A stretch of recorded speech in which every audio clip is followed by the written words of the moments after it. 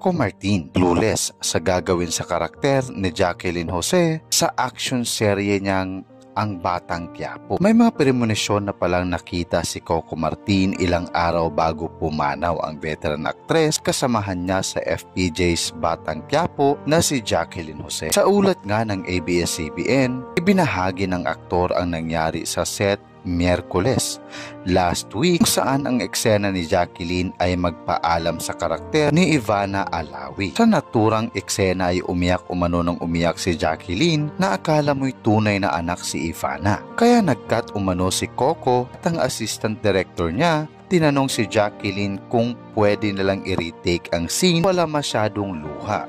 Ang paliwanag daw ng yumaong aktres kung bakit siya napaiyak kasi parang isa-isa nang nawawala yung mga karakter sa kulungan saad ng namayapang aktres. Inalala rin umano ni Coco ang huling pagkikita at paalamanan nila ni Jacqueline na aniya ay parang kakaiba ang yakapan at I love yous nila. Pagkatapos nito ay nagpunta na si Coco at ang iba pang cast ng FPJ Batang Quiapo sa Baguio para sa Panagbenga Festival. Pagdating ko pa lang ng Baguio, ikinuwento ko na siya kay Cherry Pie Picache. Pai, alam mo pinagkukwentuhan namin ni Mami Jane si Ma'am Charito Solis, tina FPJ. Tapos yung gabi after ng show sa Baguio, siya pa rin yung pinagkukwentuhan namin. Yun pala hindi namin alam may nangyari na pala. Kwento ng aktor. Si Coco sa mga celebrity na unang nagpunta sa bahay ni Jacqueline nang malaman niya ang nangyari mula sa kapatid nitong si Veronica Jones. Bandang 6 PM ng March 3 siya nakatanggap ng tawag mula kay Veronica para ipaalam na wala na nga si Jacqueline Jose. Pumunta kami agad ni Cherry Pie sa bahay niya. 7 PM.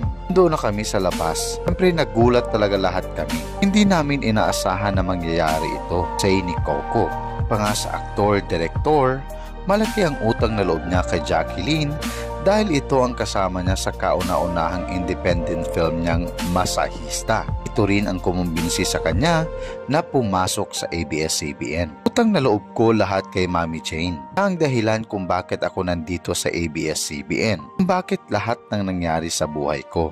Siya ang kasama ko sa kauna-unahang indie film movie ko na Masahista. Saan nag-convince sa akin na pumasok sa TV sa ABS-CBN. Ani pa ni Coco. Sa FPJ Batang Quiapo ay ginampanan ni Jacqueline ang papel Chief Dolores Espinas. Hindi pa masabi ni Coco sa ngayon kung ano ang mangyayari sa karakter na ito.